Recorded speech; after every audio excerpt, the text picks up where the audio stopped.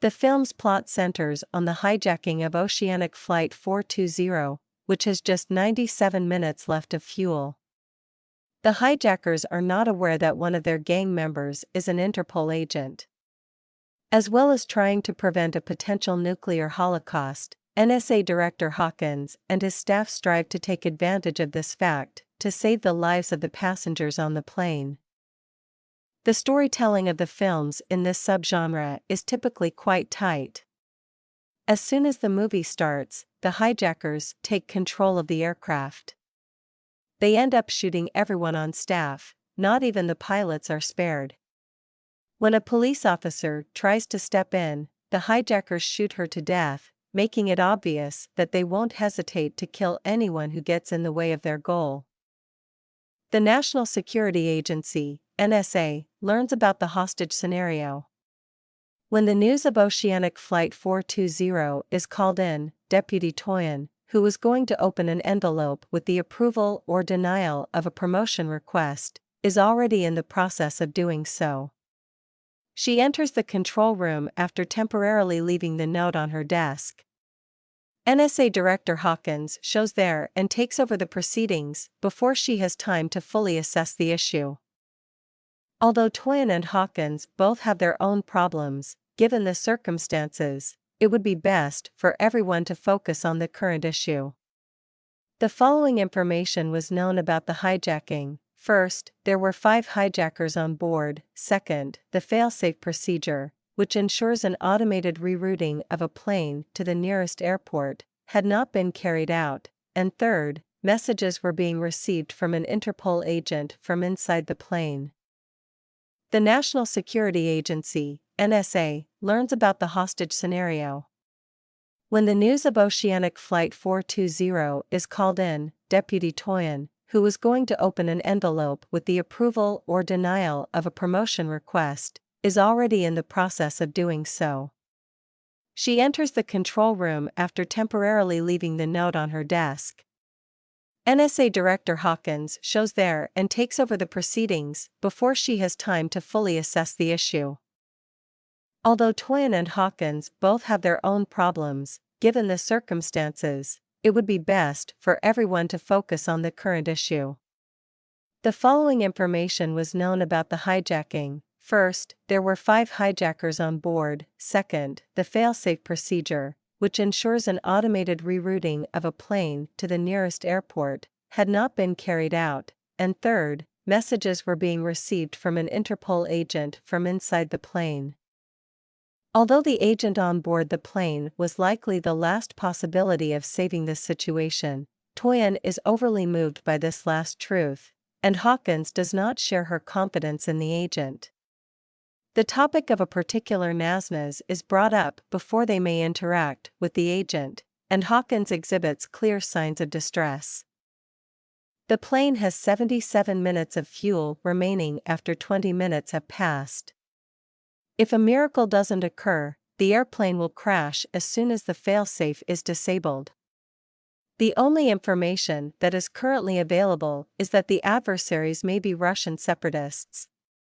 Hawkins issues the Code Orange orders despite Deputy Toyin's request that he not do so.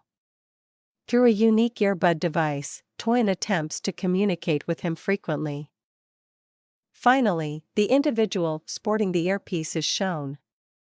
He discovers the pilot bleeding from a gunshot wound before he has a chance to reply to the NSA's queries.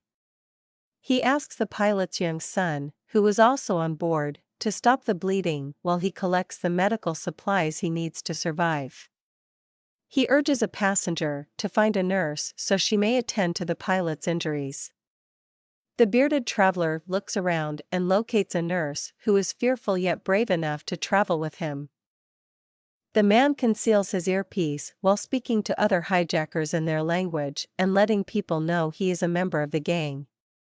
Only the nurse is shown the earpiece, and he tells her to trust him because he is an Interpol agent and take care of the pilot if any of them manage to survive. She doesn't believe him, but she begins to like and trust him as she notices that he is wearing a locket made of shrapnel in honor of his deceased kid. The nurse and the man with the beard do their best to save the pilot. It became a more urgent duty with the pilot's son sitting directly next his bleeding father. The nurse explains to the youngster that the hijacker who gave his father a boost was actually an agent who would assist everyone in escaping without harm. It irritates the agent since the more people who knew about his true identity, the greater the likelihood that the other hijackers would as well. It appears for a brief period of time that the pilot would survive, but as the cabin pressure increases, this becomes impossible. Everyone begins to feel lightheaded, and some even experience severe nosebleeds. One of the hijackers, Goran, shot the aircraft's staff, accidentally piercing the hull. All those on board could perish if the pressure suddenly increased within minutes, shattering the windows and forcing open the doors. The only person who could control the cabin pressure was the pilot. To wake the pilot up, the agent asks the nurse to shock him. The nurse is forced to take the risk even though she knows that the pilot would die if she awakened him up while he was still unstable. However, she has no other option. She gives 2 shots, each of which contains a variety of medications. The pilot does, in fact, die after the final shot, but not before instructing the agent on how to maintain the cabin pressure. The agent is able to effectively rescue everyone's life. The sad son of the pilot sees his father die in front of him. He violently attacks the agent in anger for allowing his father to die. The agent recognized the concept of losses. He enters the restroom and punches the mirror out of self-loathing. As soon as she notices the reaction, the nurse quickly reaches up to him to tend to his injured hand. Both people reveal a sensitive moment and give personal information. The nurse recently ended a difficult marriage and left her practice because she was careless at work. The agent informs her that his son died at the age of 7. She is adamant about controlling the aircraft. She is instructed to hold off on using the 3D printed gun while he demonstrates how to use it.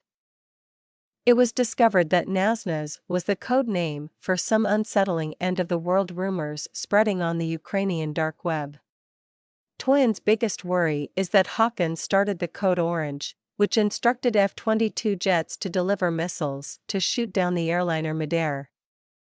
Toyin orders Remy, the head operator in the control room, to ignore Hawkins and alert the agent about the jets, change the plane's course, and avoid those impending missiles. If it wasn't absolutely necessary, she didn't want innocent lives to be taken. In the end, Hawkins' strategy backfires on him when the F-22's missile hits another jet and kills a number of innocent bystanders. The 2 F-22 jets are destroyed by disaster debris that is traveling quickly across space. Hawkins blatantly dispatches a 3rd jet to complete the mission while refusing to acknowledge that he had already caused a tragedy and was determined to cause an even bigger one. Nobody could pay serious heed to the hint that was NSA's in the midst of all this confusion. Anan and Marco, 2 hijackers, examine a nuclear warhead with the designation NSA's after opening a safe. The end-of-the-world rumors that were going around were true.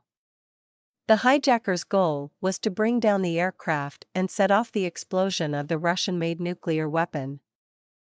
They contend that a battle between the United States and Russia would present an opportunity for the world to annihilate these 2 states and begin again. They intended to bring about a brand new planet devoid of superpowers. Hawkins was fortunate that the missile missed Oceanic Flight 420, else he wouldn't have known in America.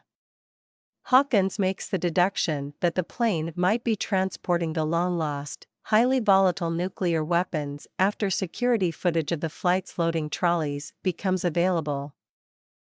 He summons Toyin to give her a patronizing pat on the back for putting up a fight against Code Orange from the start.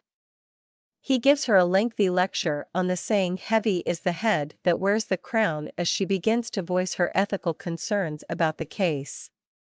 He is aware that she has applied for a promotion 5 times because she wants to overhaul the organization and get rid of people like him, but he cautions her that the job has its own share of challenges.